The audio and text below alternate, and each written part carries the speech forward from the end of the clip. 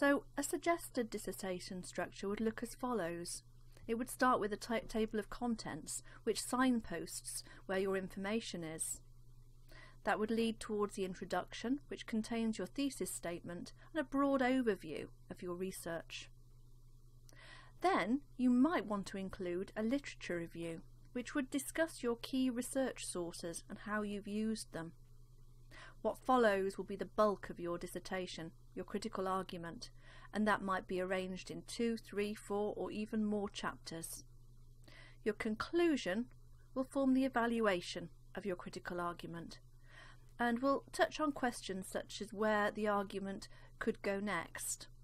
And finally, you will have your bibliography, which is a complete list of research sources, and information on how to compile a bibliography can be found on the critical studies pages of StudentNet. So we'll start with the table of contents. Now this lays out your chapter headings. It's a list. So here's an example. Chapter 2 title here for you might be the literature review, and it's likely that chapter 3, your critical argument, will have lots of subsections.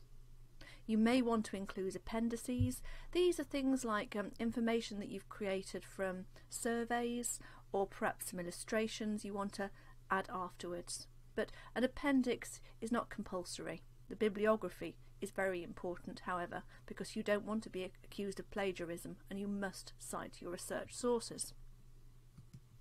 So let's look at the introduction. Now, the introduction should include a thesis statement, and this is a framework for your critical argument. And there's some information here that you can use if you want to. If you click on the links in this presentation, you'll be taken to the Royal Literary Fund or to the University of North Carolina Writing Centre. So the thesis statement is probably the question that you are asking, that your research concerns itself with. It might be a statement that you debate as well. It needs to be quite a broad topic, but not so broad that you're taking on the world. And your dissertation advisor is by far the best person to advise you as to whether he thinks or she thinks your thesis statement is appropriate or not. And don't panic if you don't feel you have one yet. You've got a long time to start to formulate one. And sometimes you don't find you really know what questions you're asking until a good 3/4 of a way through the dissertation process. Right, a question for you, which is, why do most students write their introduction after they've written their conclusion? Well, with extended writing, like the dissertation, you'll find that your research keeps giving you new information. You keep changing kind of what you're writing about. As you become more aware of the topic that you're considering, the whole structure of your writing changes. So we suggest that you carry out your research, you find out your critical argument, you almost write your conclusion, and then you write your introduction outlining the aims and purpose of your dissertation. Because although you may feel you know the aims and purpose now, in the majority of cases this does change towards the end of the dissertation process. I'm going to talk briefly about the literature review. In a literature review, you discuss your key research sources and you mention their relationship to your argument and findings.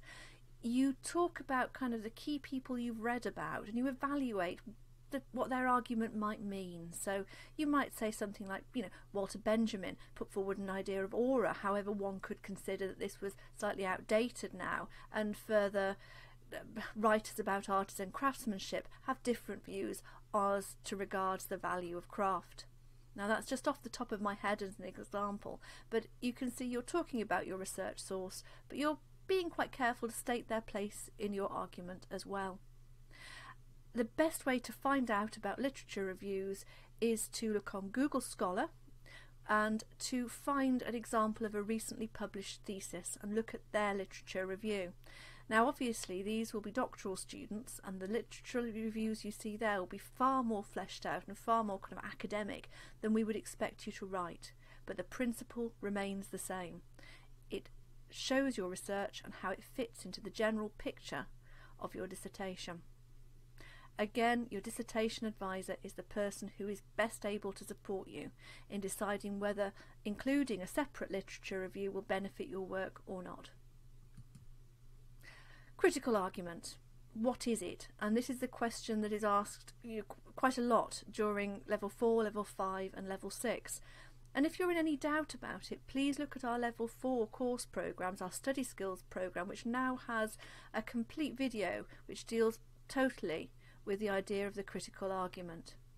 But the critical argument is like making something. You start off with this idea of what you want to make, but you have to decide which materials will be most effective into making this idea real. This is your research. So you might try out a range of ideas from research. And you think that sometimes they're starting to come together to create this object, your argument.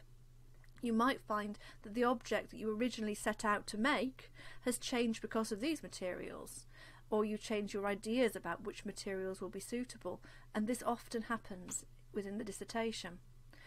The making process, in my analogy, the way you are choosing to make something, will inform the shape, size, texture and meaning of your object, and it is exactly the same with the dissertation. Your research will inform the shape, size, texture and meaning of your argument, because as you find different bits of research, you add them to your argument changes.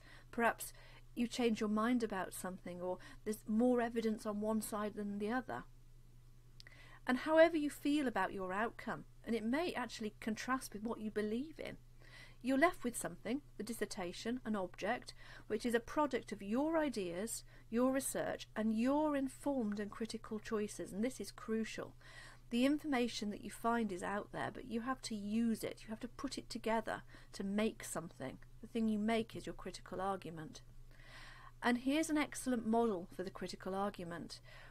If you see here, it starts with your notes. This is your notes from research. So right at the bottom, you have all these notes from your research, and you put those together to make evidence. And this evidence goes together with further evidence to make the points that you might make. So point 1, point 2, point 3.